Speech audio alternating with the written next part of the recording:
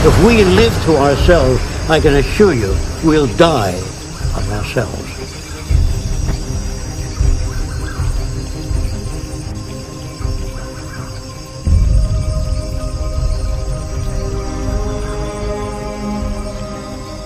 Because if the Russians do nuclear testing and they dump radioactive stuff into the sea, or the Japanese, the world is one big place and the air moves around and the waters move. Therefore, living to yourself, your little isolated colony, your little culture that you want to build, your little city that you want to build of people with like-mindedness, all of that has no basis for survival. Because in the event of catastrophic failure, you will be invaded by the minorities if they don't have food, water, or the wherewithal to live.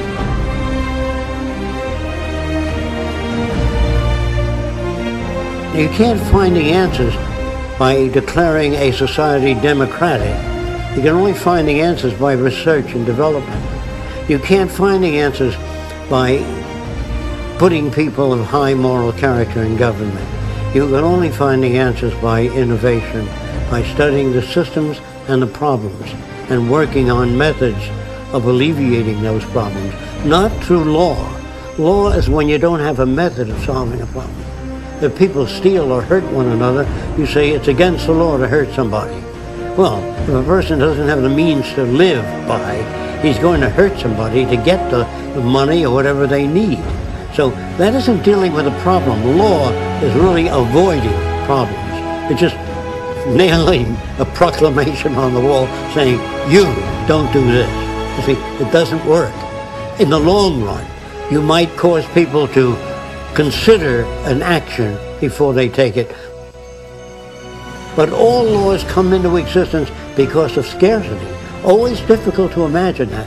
When there's scarcity of water, people will steal it, remove it, if not for themselves, for their children. So all the laws in the world, but if you don't want people to steal water, you build an electric fence around the water. See? And this is the way you say, you don't need to put up a sign, don't steal water. But those people will die. So we don't want to do that. We don't want to build a fence around our country, say, this is the greatest country in the world, we're going to keep it that way. We depend on other countries.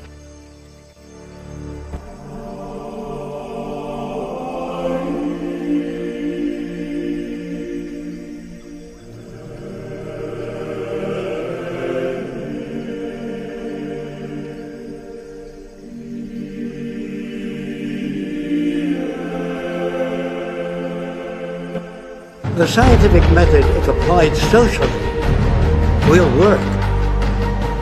It does not attain perfection. It's just a far better system than any other system that we know of today. In other words, I'm not talking about utopian societies where everybody is happy. There's no such condition. All social systems are in a state of evolution.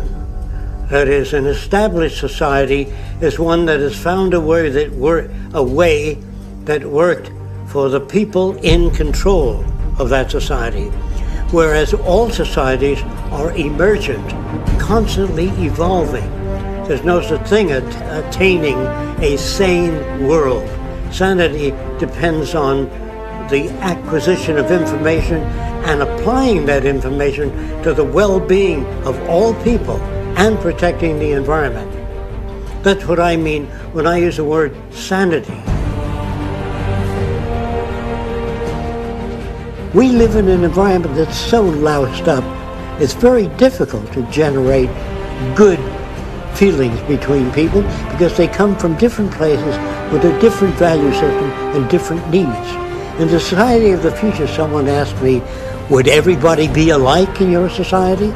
Yes, in certain areas. They will love the earth and take care of it, stick their hands out when they meet another person with a different culture and say, your values are different than mine, I'd like to learn more about your way of thinking. They will be the same in that way. They will be open to new ideas, learn to listen to new ideas, ask relevant questions about ideas. Yes, in those areas they will be alike.